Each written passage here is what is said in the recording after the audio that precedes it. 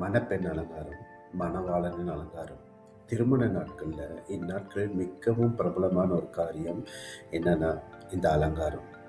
அதாவது அழகு நிலையத்துக்கு போய் தங்களை அலங்கரித்து அந்த திருமண நாட்களில் மிகவும் அழகாய் காட்டிக்கொள்ள வேண்டும் என்ற ஒரு காரியம். ஆனால் ஒவ்வொரு நாளும் உங்களால் இந்த பொலிவோடு இருக்க முடியுமா அப்படின்னா, வேதத்தில் ஆண்டவர் சொல்கிற ஒரு காரியம் உண்டு. ஏசாயா 61 10 நான் படிக்கிறேன்.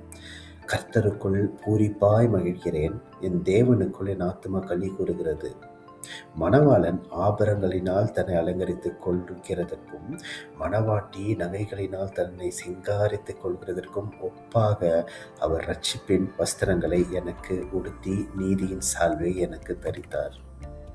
இது நிச்சயமா வாய்ப்பு இருக்கு அப்படின்னு ஆண்டவர் சொல்றாரு. எப்படின்னா, இந்த வசனத்திலே சொல்லுது, ரட்சிப்பு என்ற ஒரு அலங்காரத்தை என் மேலே உங்க மேலே ஆண்டவர் வச்சிருக்கிறாரு. அதன் மூலமாக உங்களுடைய முகம் பிரகாசிக்கும். எப்படின்னா, தேவனுடைய வெளிச்சம், அவருடைய ரட்சிப்பின் அந்த மகிமை உங்கள் மேலே ஜொலிச்சுட்டே இருக்கும். அப்பொழுது உங்களை பார்ப்பவர்கள் எல்லாரும் ஏதோ ஒரு வித்தியாசத்தை காண்பார்கள்.